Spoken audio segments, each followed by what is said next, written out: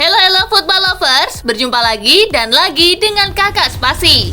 Kali ini Kakak sudah menyiapkan berita terupdate seputar dunia sepak bola dalam segmen Spasi Tonight. Selamat menyaksikan.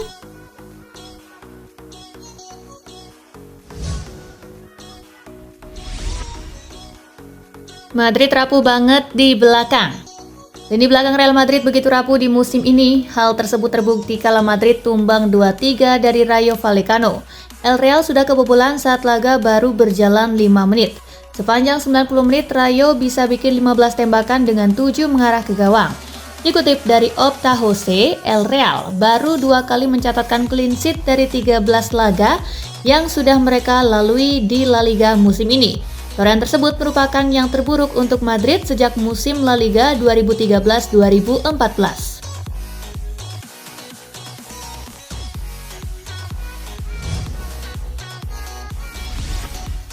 Klopp sentil Darwin Núñez, gegara hal ini.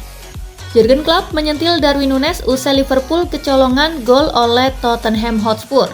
Gol Tottenham itu menjadi bahan evaluasi buat Liverpool, khususnya terkait Darwin Núñez. Núñez tak bersalah secara langsung atas terciptanya gol, namun ia lengah dalam tugasnya menempel Eric Dier.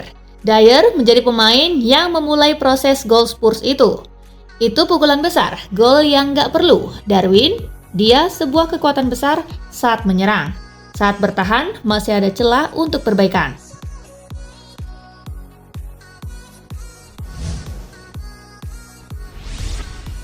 Pro kontra skuad Brazil untuk Piala Dunia, mending Firmino ketimbang Richarlison. Brasil akhirnya mengumumkan skuad yang akan mereka bawa ke pentas Piala Dunia 2022.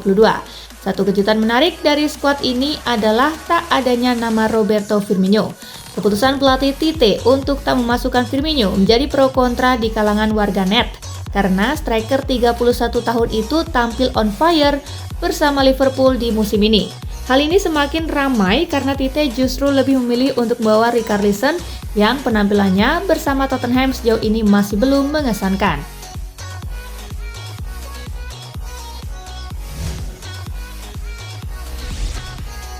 Begini reaksi Antony usai dipanggil timnas Brazil untuk Piala Dunia 2022. Antony menjadi satu dari 26 nama yang disebut Tite dalam pengumuman skuad timnas Brazil untuk Piala Dunia 2022. Antony akan bermain di Piala Dunia untuk pertama kalinya. Jadi ketika mendengar namanya diumumkan masuk skuad Brazil, Antony terlihat begitu emosional. Antony langsung berdiri dan berteriak begitu namanya disebut Tite. Setelah itu Antony menangis dan berpelukan dengan orang-orang yang ada di dekatnya. Momen haru tercipta pada situasi tersebut.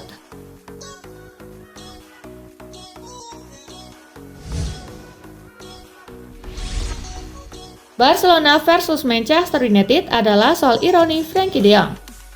Frenkie de Jong menolak pinangan Manchester United, salah satunya karena Manchester United hanya mentas di Liga Eropa. Baginya bertahan di Barcelona lebih baik karena bermain di Liga Champions. Sungguh sebuah ironi setelahnya, karena sekarang Barcelona mesti terlempar ke babak playoff Liga Eropa. Kebetulannya tidak hanya sampai di sana. Barcelona akan bertemu dengan Manchester United, klub yang ia tolak. De Jong pada akhirnya tetap akan mentas di Liga Eropa dan bermain di Old Trafford pada leg 2 nanti.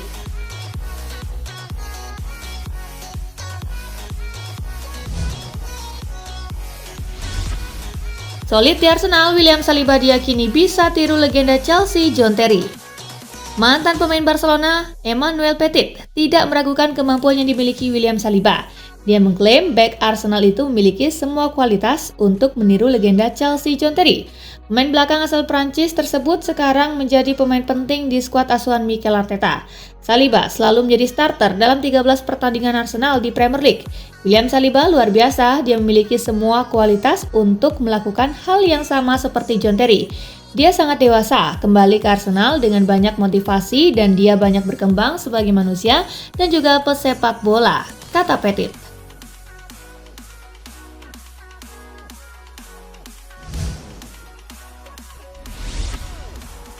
Gacor di Manchester City, Sterling sekarang terlihat tersesat di Chelsea.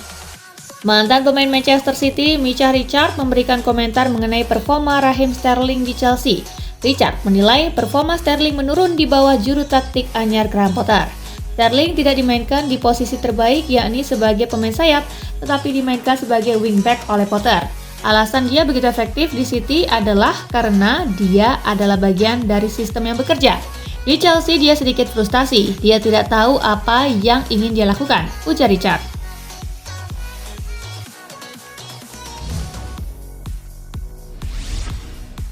Antonio Conte, spesialis penakluk Stefano Pioli dan AC Milan. Tottenham mungkin akan berhadapan dengan lawan yang sulit, yaitu AC Milan. Namun Tottenham sudah punya penangkalnya pada diri manajer mereka, Antonio Conte.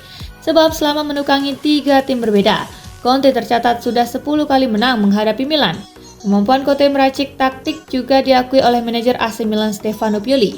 Dia adalah pelatih yang hebat, yang sudah memenangkan banyak hal dimanapun. Dia punya identitas permainan yang jelas dan memiliki mentalitas yang bagus terhadap tim yang diasuh, kata Pioli.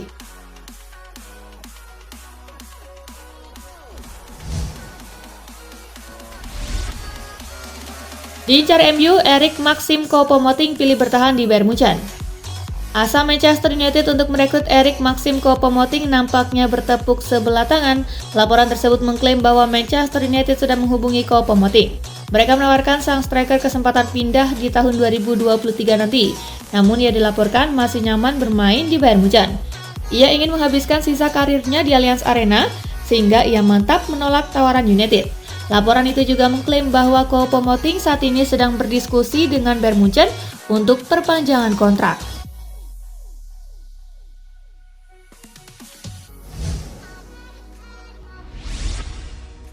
Rapor jelek PSG saat ketemu Bayern Munchen, Messi belum tentu bisa menolong. Kehadiran Lionel Messi belum tentu bisa membantu PSG keluar dari bayang-bayang menyeramkan bernama Bayern Munchen. Dari 4 pertemuan terakhir, statistik PSG mengecewakan. Mereka cuma menang 1 kali dan menderita 3 kekalahan dari sang raksasa Bundesliga. Pertemuan La Pulga dengan Giroud tak bisa menggaransi PSG lolos ke perempat final.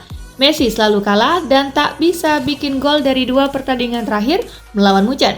Bahkan Messi dihantam memori buruk saat kali terakhir berjumpa Munchen.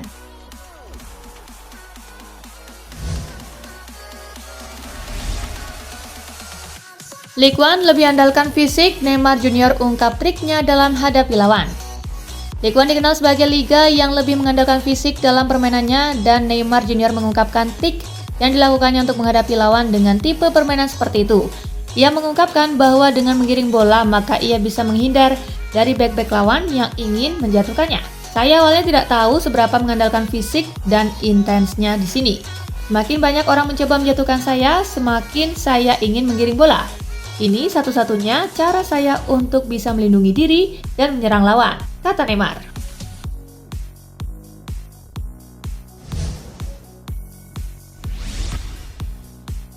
Mourinho klaim absennya Dybala lebih penting ketimbang Immobile. Jose Mourinho kecewa karena Roma kalah di Derby della Capitale dari rival sekota Lazio pada Minggu malam lalu. Sang pelatih mengeluhkan absennya bintang mereka, Paulo Dybala, yang menurutnya berdampak lebih buruk ketimbang Ciro Immobile di Biancocelesti. Ketidakhadiran Dybala sangat terasa, tim besutan Jose Mourinho nampak steril dan kurang kreatif di lini serang. Ada pembicaraan mengenai Milinkovic-Savic dan Immobile tetapi tanpa menyebutkan Dybala, menurut saya ia lebih penting karena ia adalah cahaya yang memberikan kami gol, ujarnya.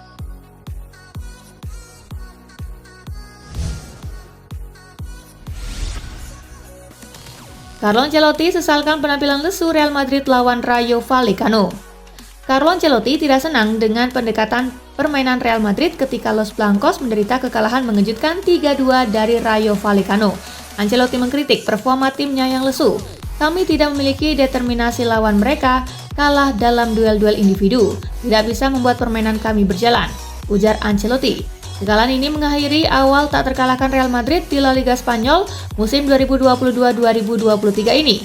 Mereka tetap berada di urutan kedua klasemen sementara, 2 poin di belakang Barcelona yang menang pada akhir pekan lalu.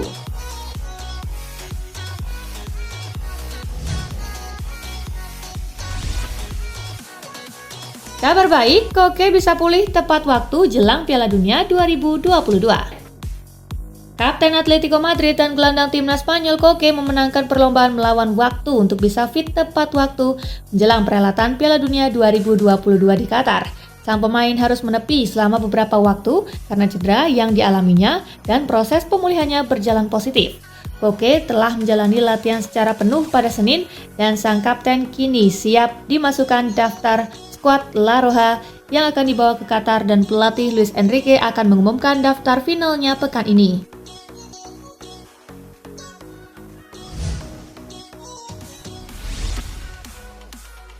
Xavi mengaku MU jadi lawan terberat Barcelona.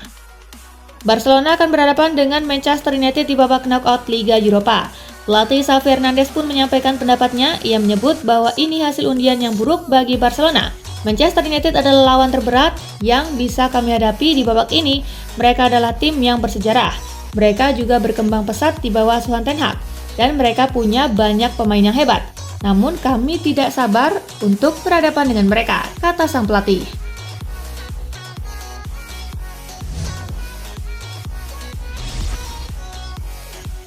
Manchester City tak perlu khawatir jika ditinggalkan Ilkay Gundogan. Masa depan Ilkay Gundogan di Manchester City menjadi salah satu topik yang hangat diperbincangkan. Pasalnya, sang pemain belum menunjukkan tanda-tanda akan memperpanjang masa bakti di Etihad Stadium, meski kontraknya saat ini akan berakhir pada Juni 2023 mendatang. Ex-kiper timnas Inggris Paul Robinson menilai Manchester City tak perlu khawatir jika mereka pada akhirnya ditinggalkan oleh Ilkay Gundogan. Robinson menilai Calvin Phillips bisa menggantikan peran pemain asal Jerman itu di lini tengah The Citizen.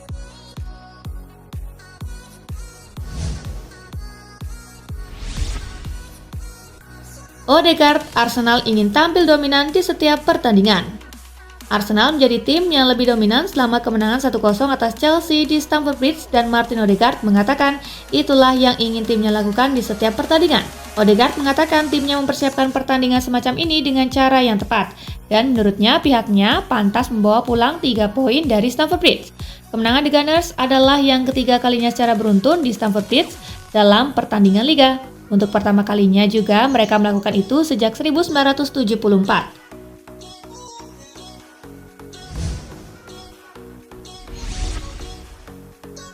Carragher puji catatan Darwin Núñez bersama Liverpool.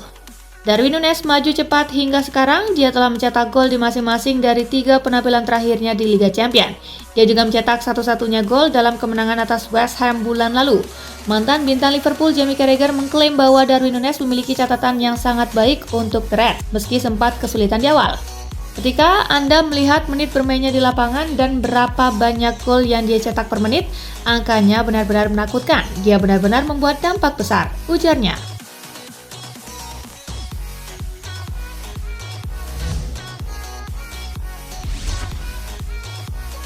Liverpool dan Jurgen Klopp disarankan rekrut Declan Rice.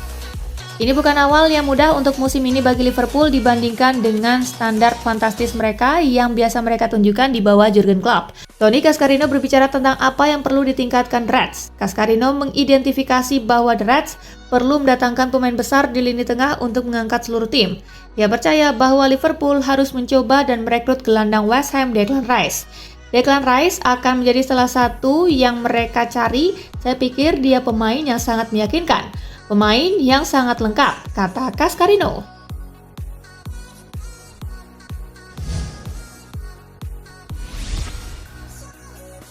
Gareth Bale diperlakukan seperti pahlawan.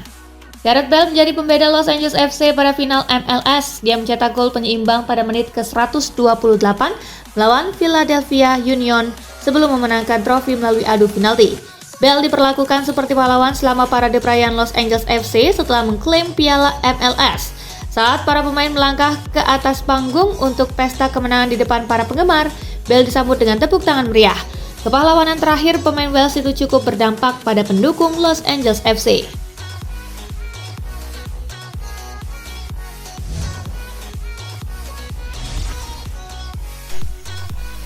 Nah itulah berita sepak bola terupdate dalam segmen Spasi Tonight kali ini, gengs.